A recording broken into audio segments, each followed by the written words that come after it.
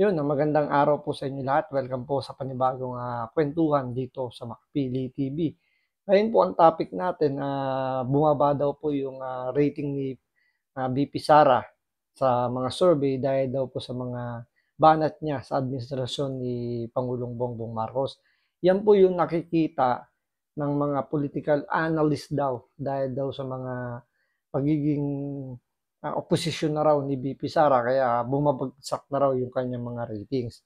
So yan po yung alamin natin sa balitang to. Pero bago ang lahat, kung di ka pa nakasubscribe sa Makapili TV, baka pwede naman pakipindot yung subscribe button. At the same time, palike na rin po ng video. Wala naman pong bayad dyan. Kaya pindot na. So ito, panoorin po natin tong balitang to. Ang pinakamalaking factor yung galaw ng Vice President. Parang masyadong entitled yung dating. Tila nag-iiba ng timpla. Ito ang pananaw ng isang political analyst na si Professor Edmond Tayaw sa pagiging maboka ngayon ni Vice President Sara Duterte laban sa administrasyon ni Pangulong Ferdinand Marcos Jr. Ayon kay Professor Tayaw, maaaring isa ang pambabatikos ni VP Sara sa mga dahilan kaya bumababa ang kanyang ratings sa public surveys. Yung pagbabatikos kasi is not necessarily wrong in itself. Hindi naman porke nag-criticize ka ng gobyerno, magre-react na ang mga tao sa iyo. Ang problema, kung mag-criticize ka na kumbaga plain and empty criticism, kumbaga parang makapagsabi lang na hindi ka pabor. Dito parang pinalalabas kasi nitong ni Edmond Tayaw na si VP Sara nagki-criticize lang dahil gusto niya lang mag-criticize. So parang kino-compare niya si Madam VP Sara kay Leni Robredo na alam niyo yung panahon ni Pangulong Duterte na kahit wala sa hulog, laging mayroong napapansin o napupuna si Leni Robredo na parang hindi siya pwedeng mawala sa eksena. So every time may issue, lagi siyang merong, alam mo yun, lagi siyang merong say, lagi siyang merong opinion, lagi siyang merong suggestion na sabihin natin na solution, di ba? Lagi siyang may suggested solution sa mga issue kahit na hindi naman siya dapat mag-react. Dahil kung tutusin, wala naman talagang, wala namang, nung panahon ni Pangulong Duterte muna, nung panahon na si Leni Robredo, yung Vice President natin, nung wala pa siya sa gabinete ni Pangulong Duterte, kung tutusin, ang trabaho naman ng Vice President talaga, wala. Diba? Ang trabaho lang ng VP Sara, ng Vice President, ay mag-antay lang na maging disabled, hindi na makapagtrabaho, ma-impeach, or yung patalsikin, yung presidente natin. So, magkakaroon na naman ng trabaho ang Vice President kung i-appoint siya or kung magpapa-appoint siya sa presidente. So, kung hindi naman siya appointed, wala naman siyang hawak or hindi siya member ng gabinete, wala talaga siyang designated na trabaho, yung Vice President. So, pwede siyang mag-criticize kung tama lang yung pag-criticize niya. Unlike kasi nung kay VP Leni nung time na yon, nagki-criticize siya pero alam niyo yung yung halos walang basihan. So mostly nasa nag-react kagad siya dun sa ginagawa pa lang pero wala pang resulta. Hindi kagaya ng ginagawa ngayon ni VP Sara na may issue yung kanyang nire-reactan, yung kanyang pag-criticize. Di gaya na sinasabi rito ni Edmond Tayo na ang problema daw kung maka-criticize ka, yung plain and empty criticism kung parang makapagsabi lang na hindi ka pabor. So, hindi naman ganun yung pag-criticize ni VP Sara. Ano ba yung kini-criticize niya ngayon? Unang-una yung flood control project na ibinida ni Pangulong Bongbong Marcos nung SONA na iniyabang niya na 5,500 daw yung natapos ng flood control project under his administration. Pero nung bumagyo, lubog ang Metro Manila. So, ang malawakang pagbaha yung dinanas ng Pilipinas. So, yun yung kinikriticize ngayon ni VP Sara na anyari doon sa flood control na pinagyabang mo. So, mali ba yung pag-criticize ni VP Sara? Plain ba yun or wala bang laman yung pag-criticize niya? Considering 1 billion a day yung ginagastos ng DPWH para sa flood control project. Mali ba yung pag-criticize doon ni VP Sara? Empty ba yun? Plain lang ba yung pag-criticize niya or may masabi lang siya, nagmemema lang siya tungkol doon sa flood control project? Di ba? Doon pala makikita nyo na hindi bumabanat si VP Sara kung hindi nangyari yung issue. Nangyari yung issue, di ba? So, pangalawang kinikriticize ni VP Sara is yung pondo nga raw ng, kumbaga, matagal siyang nanahimik tungkol, nung nasa gabinete pa siya. So, nasa 2 taon siyang under Bongbong Marcos administration. So, marami siyang nakitang, sabihin natin hindi siya pabor sa polisiya. Pero, hindi nga daw siya pinakinggan. So, yun yung isa sa mga criticize niya. So, meron bang karapatan magsalita si VP Sara dun sa policy? Sa tingin ko meron kasi galing siya ron eh. Member siya ng gabinete ni Bongbong Marcos. Unlike kung hindi ka naman member ng gabinete at hindi mo naman nakikita kung ano yung nangyayari doon sa loob, pwedeng nagmemema ka lang, chismis lang yung sinasabi mo. Galing ka sa loob. Kaya alam mo kung ano yung talagang nangyayari sa pamamalakad. So, may nakikita kang mga mali na siguro naman ni-raise yun ni VP Sara at ni Bongbong Marcos. Kaya nga sabi niya, di ba, hindi siya pinakinggan. Hindi siya, alam niyo yun, hindi binaliwala yung mga sinasabi niya at maramdaman niya na wala nang pagmamalasakit sa taong bayan yung kanyang yung ginagawang trabaho ng mga nasa gobyerno natin ngayon. Kaya nga napilitan si VP Sara na iwanan si Bongbong Marcos dahil nga ayaw niyang mahawa o ayaw niyang masabing kinukonsinti niya o naging konsentidor siya sa mga maling pamamalakad ni Bongbong Marcos. Yun na yung ginagawa mo.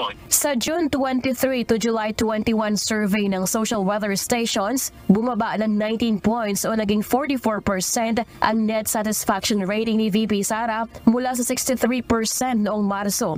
Ayon kay Professor Tayaw na presidente at CEO ng Political Economic Elemental Researchers and Strategist o PEERS, tila nag-iiba na ang imahe ni VP Sara kumpara sa pagkakilala sa kanya ng mga tao noong bahagi pa siya ng gabinete ng Pangulo. Nag-iba talaga yung imahe ni VP Sara nung napunta siya sa gabinete ni Bongbong Marcos. Kasi kilala si VP Sara na mahigpit pagdating sa budget ng Davao nung siya ay mayor. Stricto, pero nung naging under siya ni Bongbong Marcos is naging tahimik. Ipapansin ninyo, kahit anong issue, hindi siya nagbigay ng statement dahil alam niya, tatamaan si Bongbong Marcos kapag nagbigay siya ng kahit anong statement. Kaya nga, di ba, lagi yan yung binibira sa kanya na wala siyang nilalabas na statement tungkol sa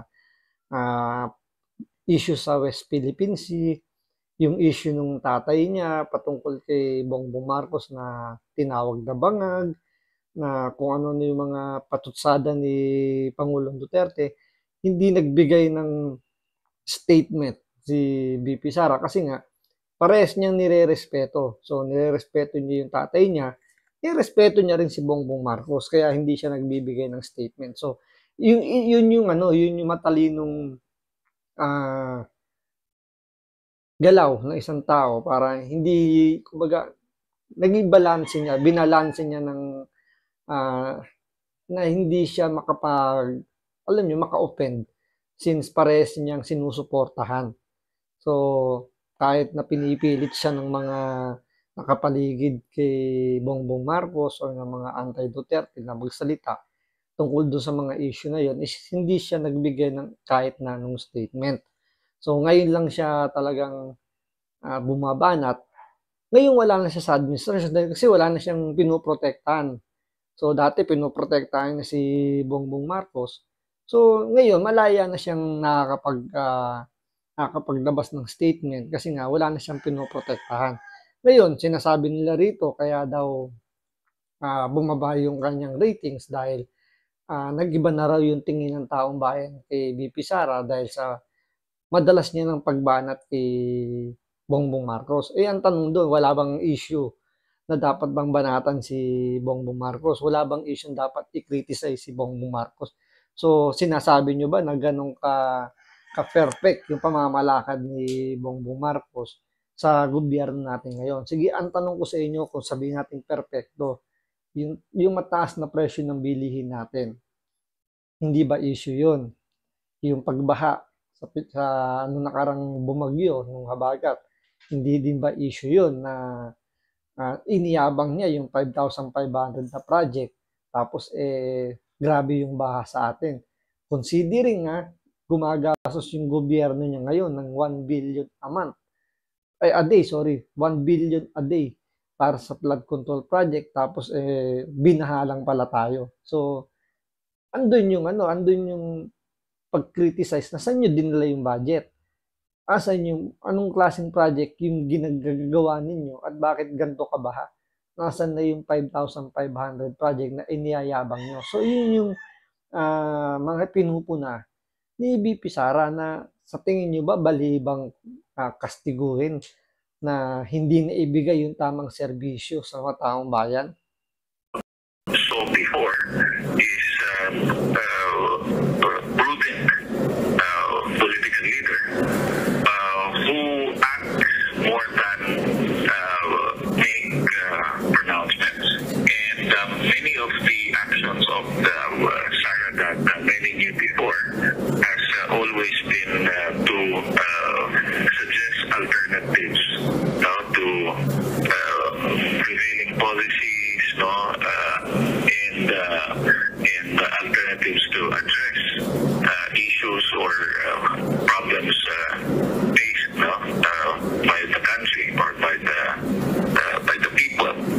But recently, the Vice President has not been forthcoming with many of the issues that we face. Kapansin-pansinaan niya ang tila panay na nitong pasaring sa administrasyon pero tahimik naman sa ibang usapin gaya ng issue sa West Philippine Sea. Posible ring nakaambag sa bumabagsak na ratings ni VP Sara ang hindi magandang relasyon ng pamilya Duterte at pambabatikos ng kanyang amang si dating Pangulong Rodrigo Duterte kay Pangulong Marcos Jr. Sabi ni Prof. Tayaw, bilang isang political leader ay dapat maging mas maingat si VP Sara sa pagsasalita tungkol sa anumang issue dahil marami ang nakikinig sa kanya. You should be able to... Tingnan mo, medyo contradicting yung sinasabi niya na kaya raw bumagsak yung survey ni VP Sara dahil daw hindi siya nagbigay ng statement tungkol sa issue ng West Philippine Sea. Pero dapat daw maging maingat si VP Sara sa paglalabas ng mga statement dahil isa siyang political leader. Hindi na nga siya nagbigay ng statement dun sa issue ng West Philippine Sea, pero kailangan niya mag-ingat. So anong iingatan niya doon sa hindi pagbibigay niya ng statement? Hindi pa ba pag-iingat yung hindi nga siya nagbigay ng any statement nung nasa gobyerno pa siya ni Bongbong Marcos? Kasi kung alam nga naman na purihin niya si Bongbong Marcos, so kung sa palagay niya mali na yung pamamalakad ni Bongbong Marcos doon sa issue ng West Philippine Sea. So parang ang gusto niyo bang mangyari sambahin lang o lahat na lang ng Pilipino yumuko, lumuhod kay Bongbong Marcos sa mga pinagagawa niya na kahit na mali sambahin niya na tama yung ginagawa. 'Di ba? So medyo contradicting, hindi na nga nagsalita si VP Sara tungkol sa West Philippine issue. Kailangan pa niyang mag-ingat. Hindi na nga nagsalita.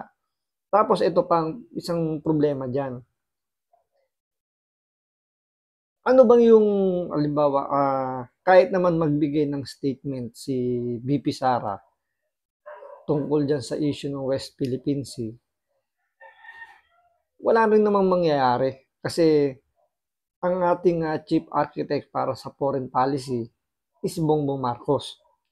So, kung under pa nung time na 'yan kasi nasa gabinete pa siya, eh.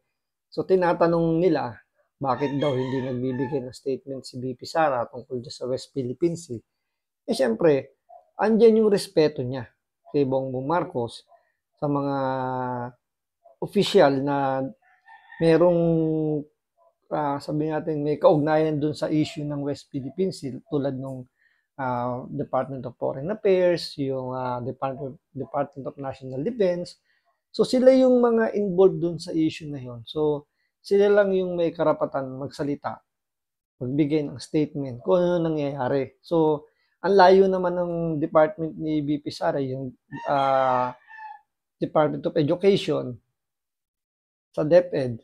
So ang layo naman na DepEd yung hawak mo tapos ang kukomentuhan mo is yung issue ng West Philippine Sea, yung issue ng national security natin. So ano 'di ba? Napakalayo naman nun. Unless kung hindi na under ng administrasyon si VP Sara tulad ngayon, 'di ba? Nakakapaglabas na siya ng statement kung ano yung gusto niya sabihin. So paunti-unti, hindi naman porket wala na siya sa gabinete ni Marcos is all out na kagad yung pag-criticize niya. So pinipili lang naman niya yung sa palagay niya na maling polisiya or maling pag-handle ni Bongbong Marcos. So hindi naman, kumbaga, hindi pa naman kailangan na gayahin si Leni Robredo na every time na lang na may issue lalabas, nauuna siya pang magbibigay ng statement. So, antayin muna ni VP Sara kung ano yung statement na gagawin ni Bongbong Marcos. Kung sa tingin niyang hindi maganda, mag-criticize siya. Hindi kagaya ni Leni Robredo na kahit maganda na yung ginawa ni Pangulong Duterte, mali pa rin. So wala siyang nakikitang tamang ginawa ni Pangulong Duterte noong time na yon. Unlike kay VP Sara, kung hindi man siya siguro magbigay ng komento tungkol sa issue na yan, siguro maganda yung ginawang aksyon ni Bongbong Marcos, kaya hindi siya nagbigay ng statement. So, tulad niya, isipin nyo lang yung sa flood control. Doon tayo babalik lagi sa flood control. Iniyabang niya eh. 'Di ba, na merong 5,500 na flood control project na natapos pero bumaha. So, yun yung binabanatan ngayon ni VP Sara na ang nangyari, na gumagastos kayo dyan ng 2 taon pero binaha. Tapos ang daming, kumbaga, mabagal yung response, mabagal yung pagtulong sa mga apektado. Pero nung panahon ni Pangulong Duterte, may baha pa rin pero makikita nyo na very organized. So, habang nandun tayo sa klaseng sakuna or yung ganong klaseng sitwasyon, naka-ready na yung gobyerno natin magbigay ng tulong. Hindi kagaya ngayon na kung kailan nangyari na yung ganong senaryo, doon pa lang kumikilos. Yun yung mga binabanat ngayon ni VP Sara na maling pamamalakad ni Bongbong Marcos. Ngayon, yung sa issue ng West Philippine Sea, hindi siya na ngayon nagbibigay ng statement kasi siguro sa tingin ni VP Sara is maganda yung pag-handle ni Bongbong Marcos. An alternative. Because at the end of the day, you're not seen as an ordinary political leader. You're seen as an alternative to the president himself. Pero sa tingin ng isang political analyst, ang pagdaos-dos sa rating ni VP Duterte ay hindi naman nangangahulugan na mas marami na ang tiwala sa Marcos administration. Wala rin siyang nakikitang epekto nito sa political career ni VP Sara kung tatakbo ito sa 2028 elections. At ito pa isang nakakapagtaka, yung huling nilabas na survey, di ba, na tumaas daw yung, nabawasan daw yung mga supporter ng mga Duterte dahil ang tanong, maka-Duterte ka ba or maka-Marcos? So doon pala makikita nyo talagang may halong may halong kulay yung pa-survey na yun na hinahati na kagad yung komunidad natin. Kung ikaw ba ay anti-Marcos or anti-Duterte or pro-Duterte, parang ganon. So, doon pa lang medyo confusing yung ganong klaseng tanong kasi pwede namang sumusuporta ka kay Bongbong Marcos pero hindi mo siya iboboto. Di ba? Pwede namang ganun din, vice versa. Pwede namang sumusuporta ka kay Duterte pero hindi mo siya iboboto. So doon pa lang medyo nagkakaroon na ng yung survey na yan, medyo sabihin natin medyo may panlilin lang. Kasi hindi naman dapat ganung klase yung survey. Siyempre kasi hinahati mo nga yung taong bayan. Pero kung itinanong mo dyan kung ikaw ay makapilipino o hindi, eh malamang lahat yan sasabihin makapilipino. Pero yung sabihin mong maka-Duterte ka ba or maka-Marcos ka, eh medyo hindi magandang pa-survey yun.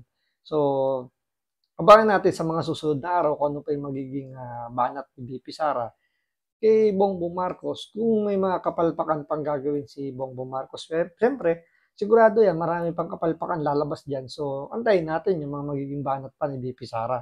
So, hanggang dito lang po muna. Maraming salamat po. Ingat po kayo lagi. God bless.